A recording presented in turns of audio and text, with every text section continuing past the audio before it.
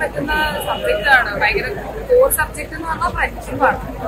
നമുക്ക് എല്ലാവർക്കും കൊള്ളുന്ന, നമുക്ക് എല്ലാവർക്കും ടച്ച് ചെയ്യുന്ന ഒരു ഇമോഷനാണല്ലോ ഫ്രണ്ട്ഷിപ്പ് എന്ന് പറഞ്ഞു കഴിഞ്ഞാൽ. അപ്പോ എനിക്ക് കണ്ടിട്ട് ഇങ്ങനെയൊക്കെയും ഫ്രണ്ട്സ് ഉണ്ടോ എന്ന് തോന്നിപ്പോയി. അത്രയും ഞാനിപ്പം റിയൽ ലൈഫ് ഭാഷയോട് സംസാരിച്ചപ്പോൾ പുള്ളി അതാണ് പറഞ്ഞത്. ഫ്രണ്ട്സ് എന്ന് പറഞ്ഞാൽ എങ്ങനെയായിരിക്കണം, ഇത്രയും കൊല്ലമായിട്ട് ഞങ്ങൾ ഇപ്പോഴും കൂട്ടാണ്. അപ്പോൾ I wish to have such friends. സിനിമ കണ്ടപ്പോൾ അങ്ങനത്തെ ഒരു ഗ്യാങ്ങാണെന്ന് തോന്നി. എനിക്ക് ഇങ്ങനത്തെ സിറ്റുവേഷനിലൂടെ പോകുമ്പോഴാണല്ലോ നമുക്ക് ആക്ച്വലി എന്താ പറയാ അതിന്റെ ഒരു ഇമ്പോർട്ടൻസ്, അതിന്റെ ഡെപ്ത് എന്താണെന്നൊക്കെ മനസ്സിലാവുന്നത്.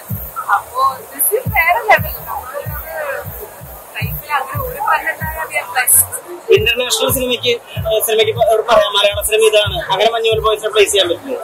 അങ്ങനെ എനിക്ക് ജനറലി ഫീൽ അറിയില്ല. പക്ഷെ എനിക്ക് പേഴ്സണലി ഭയങ്കര ടച്ചിങ് ആയിട്ട് തോന്നിയൊരു ഫിലിമാണ്. പരിപാടിയാണ്. ബാസിയുടെ സൗത്ത് ഇന്ത്യൻ പെർഫോമൻസ് എല്ലാവരുടെയും പെർഫോമൻസ് ഈക്വലി അടിപൊളിയായിരുന്നു. ഡയറക്ഷൻ ആയിക്കോട്ടെ, എല്ലാം അടിപൊളിയായിരുന്നു. Thank you.